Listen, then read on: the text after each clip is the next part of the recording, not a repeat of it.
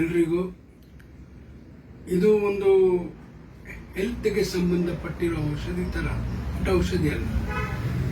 ನೀವು ಡಾಕ್ಟರ್ ಹತ್ರ ಹೋಗ್ತೀರಾ, ಸಂಧಿ ನೋವು ಅಂತೀರಾ, ಜ್ವರ ಅಂತೀರಾ, ಅಥವಾ ಯಾವುದೋ ಒಂದು ಕಾಯಿಲೆ, ಇತ್ತೀಚೆಗೆ ಅಂತೂ ದೊಡ್ಡ ಕಾಯಿಲೆ ಬಂದು ಹೋಯ್ತು, ಬರ್ತಾ ಇರುತ್ತೆ ಅಂತ ಸೈಂಟಿಸ್ಟ್ ಎಲ್ಲ ಹೇಳ್ತಾ ಇದ್ದಾರೆ. ಆದರೆ ಇಂಥ ವಸ್ತುಗಳನ್ನ, ಇಂಥ ಡ್ರಿಂಕ್ಸ್ನ ನೀವು ತಗೊಂಡ್ರೆ ಅವೆಲ್ಲ ದೂರ ಹೊರಟೋಗುತ್ತೆ. ಬಿಕಾಸ್ ವೈರಲ್, ಈ ರೋಗಗಳು ಬರೋದು ವೈರಲ್ ಮೂಲಕ, ಅಂದರೆ ಗಾಳಿ ಮೂಲಕ ಬರೋದು ಅಂತ. ಅಂಥಕ್ಕೆ ನೀವು ಇಂಥ ಔಷಧಿ ತಗೊಂಡ್ರೆ ನೀವು ಡಾಕ್ಟರ್ ಹತ್ರ ಹೋಗೋದು ಬೇಡ, ಖರ್ಚು ಮಾಡೋದು ಬೇಡ, ನಾಳೆ ಪ್ರಾಣ ಭಯ ಅಂತ ಡಾಕ್ಟರ್ ಹತ್ರ ಫೋನ್ನಲ್ಲಿ ಮಾತಾಡೋದು ಅದನ್ನು ಬೇಡ.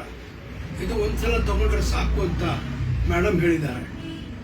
ಇದು ಗಂಡಸರಿಗೆ ರಾಮಬಾಣ, ಮಕ್ಕಳಾಗಲ್ಲ ಅಂತವ್ರು ತಗೊಂಡ್ರೆ ಇದರಿಂದ ಮಕ್ಕಳಾಗುತ್ತೆ ಅಂತ ಇವರು ಪ್ರೂವ್ ಮಾಡಿದ್ದಾರೆ.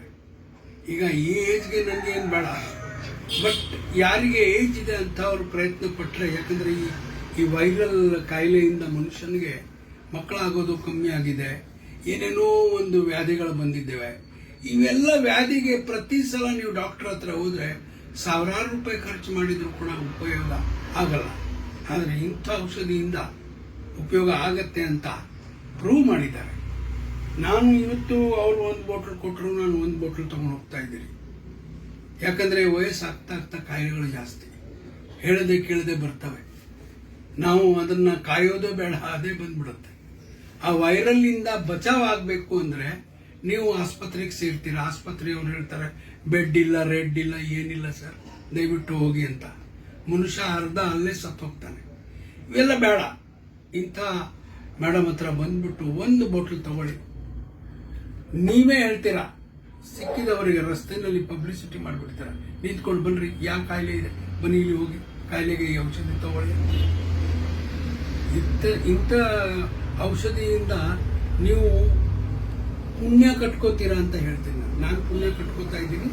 ನಾನು ಫಸ್ಟ್ ನೋಡ್ತೀನಿ, ಚೆನ್ನಾಗಿದೆ ಅಂತ ನನಗೆ ಗ್ಯಾರಂಟಿ ಬಂದರೆ 1-2 ದಿವಸ ಸಾಕು, ಗ್ಯಾರಂಟಿ ಬರುತ್ತೆ. ಏನು 1 ವರ್ಷ ತಗೊಳ್ಳೋದು ಬೇಕಾಗಿಲ್ಲ. 1 ವಾರದಲ್ಲಿ ಇದರದ್ದು ಪರಿಣಾಮ ಗೊತ್ತಾಗುತ್ತೆ. ಮತ್ತೆ ಬರ್ತೀನಿ, 50 ತಗೊಂಡು ಹೋಗ್ತೀನಿ, 50 ಜನಕ್ಕೆ ಒಳ್ಳೇದು ಮಾಡ್ತೀನಿ. ಯಾಕಂದರೆ ಈಗಿನ ಕಾಲದಲ್ಲಿ ಒಳ್ಳೇದು ಮಾಡೋದಕ್ಕೆ ಅವಕಾಶ ಒಂದೇ, ಆರೋಗ್ಯ ದೇವರು. ಆರೋಗ್ಯ ಚೆನ್ನಾಗಿದ್ರೆ, ಆಂಜನೇಯನ ಕೃಪೆ ಇದ್ರೆ ನೀವು 100 ವರ್ಷ ಮಾಡ್ತೀರ. ಈಗಿನ ಕಾಲದಲ್ಲಿ 100 ವರ್ಷ ಅಂದ್ರೆ ಹೋಗರೇ 60ಕ್ಕೆ ಟಾಟಾ ಬಾಯ್ ಬಾಯ್ ಅನ್ನೋರು